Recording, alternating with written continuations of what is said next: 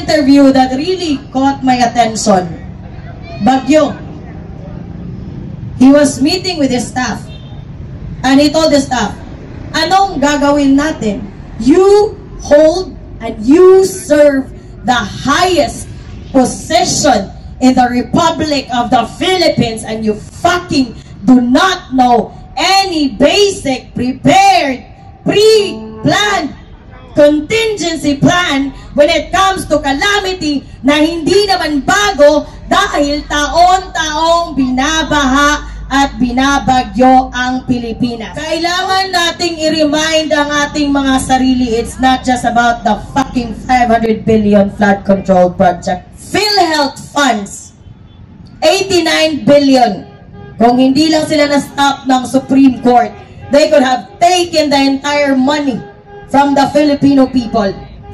GSIS, PDIC, funds from the AFP, nagbenta pa ng mga gold reserve.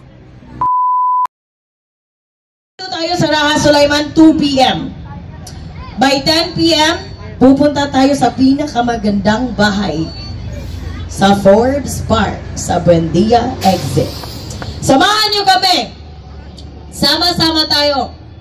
I do not care about your political colors. I do not care about your political affiliation. Basta wag lang kayong magdadala ng bato at kung ano-ano. Okay? Dahil ako ang kakalagkad sa inyo. Malinaw? Okay, I'll take that as a yes. Now, I would like to clarify, no? Ang pamilya namin sa Cebu, kami po ay full support sa candidacy ni Bongbong Marcos. Kami po ay nagpalabas ng pera para ikampanya ang unit team, Bongbong and Sara Duterte tandem. Ang pamilya po namin ay hindi mayaman, pero kusang loob po kaming nagsuporta, gumawa ng mga tarpaulin, gumawa ng mga flyers, kumausap ng aming mga elders sa aming pamilya, sa aming purok, at sa aming barangay. Dahil sa paniniwala at dahil sa pananalig ng mga pangako ng continuity. Yun lang. We are not a Marcos loyalist. We are not a Duterte loyalist. We just know one thing. The leadership that we experienced during the time of the Duterte administration has set the bar really high for what kind of leadership and governance the Filipino should deserve. Kaya buong puso po kaming sumuporta sa UNITIM. Buong campaign period kaming nagkampanya sa mga barangay, sa mga syudad, sa social media, sa mga kaibigan at sa mga kakilala sa TikTok. Ako naman po, I wasn't born during the Marcos era. I learned a new word today. Sabi ni Park, nasa tambod kami ng tatay namin. Ano? Tamod. So, I thought tamod is similar to salaula or something like that. And I just realized today na it's a bastos word pala.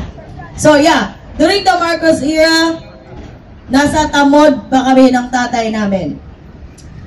Yes, we do have history, but ako naman kasi, naniniwala na ang kasalanan ng tatay ay hindi kasalanan ng anak. Pero si Marcos, isa lang ang napatunayan niya. Kasalanan ng tatay, kasalanan din ng anak. Kung magnanakaw ang tatay, mas magnanakaw pala ang anak. Kung demonyo ang tatay, mas demonyo ang anak. Now, during the first few months, I'll walk you through from the campaign period to the time na nanalo si Bongbong Marcos. When Bongbong Marcos won the presidency, nagpa-catering ang pamilya namin to celebrate the new administration because of the promise of the fucking continuity. Masaya kaming nagdiwang dahil nanalo si Bongbong Marcos.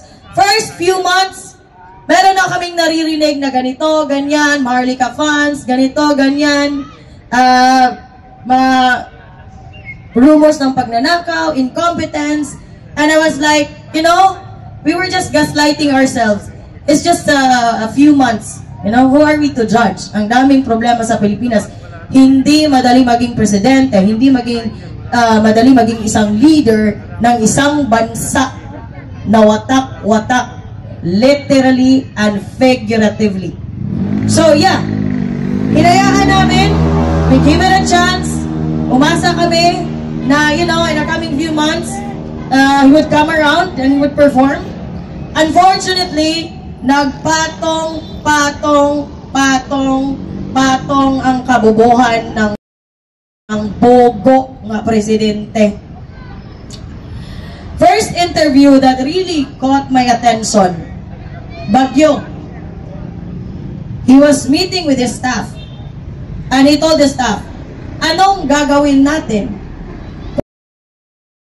You hold and you serve the highest position in the Republic of the Philippines and you fucking do not know any basic, prepared, pre-planned contingency plan when it comes to calamity na hindi naman bago dahil taon-taong binabaha at binabagyo ang Pilipinas.